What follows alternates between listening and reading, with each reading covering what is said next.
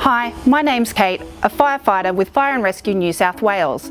And here comes my Command Liaison Officer, Tony. Every winter we see a large rise in the number of fires. This is mostly due to the increased use of heating equipment and extra cooking.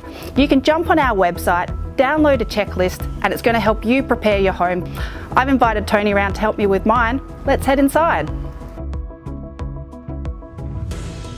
Okay Tony, what's first on our checklist? The first item on our checklist is probably the most important: smoke alarms. Smoke alarms are the only thing that's going to wake you in the event of a fire in your home. First we need to see if it's working. Let's use a broomstick to press the test button. Great, that's working. What we need to do now is give it a quick vacuum to remove any dust or bugs.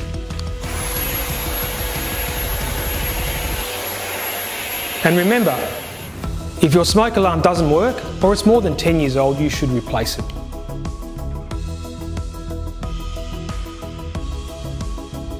So I've drawn my escape plan on the grid that I've downloaded from the Fire and Rescue New South Wales website. Great, can you talk me through it? If I had a fire in the kitchen and I was in one of the front bedrooms, I'd escape out the front door. If I was in the living room and the fire was in the kitchen, I'd go out the back door. All of the windows can be used as a second path of escape. That's great, Kate, because you should always try to avoid moving past the fire, and you should always have at least one or more exits from a room. Have you got a meeting place?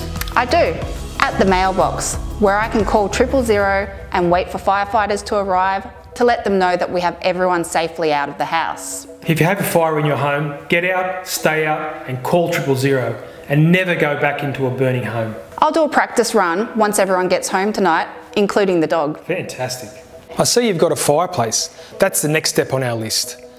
Remember to clean your fireplace before using it this year, and keep your firewood and any other combustibles at least 1 metre away. And keep matches and lighters out of reach of small children. Have you got a fire screen for this fireplace? Yep, I do. Perfect. And remember always to use the fire screen whenever you have the fire going.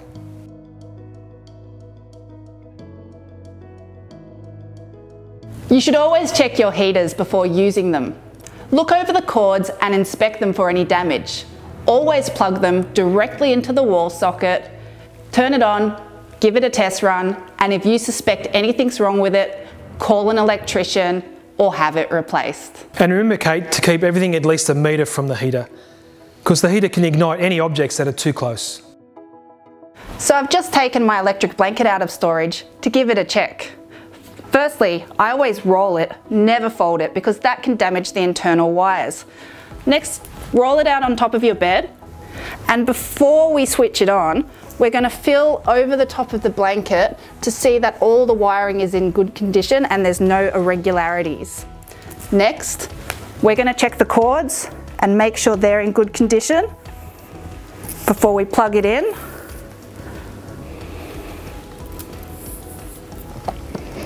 Leave it on for 5 minutes and allow it to heat up. Then you're going to rub your hands over the top and check for any hot spots. If you suspect that there's any fault within the electric blanket, throw it out and get a new one. The last thing we need to look at is wheat bags. They can ignite or cause serious burns if overheated. So when using a wheat bag, use it according to the manufacturer's instructions and don't use it in the bed. If you see any wear or tear or scorch marks on the wheat bag, you should throw it away and then get another one. There's just one more thing I need to remind you about. You should always keep looking while you're cooking. More than 50% of our home fires start in the kitchen, and most of those from unattended cooking. So there you have it. That was nice and easy. You can download a version of the checklist from www.fire.newsouthwales.gov.au and stay safe.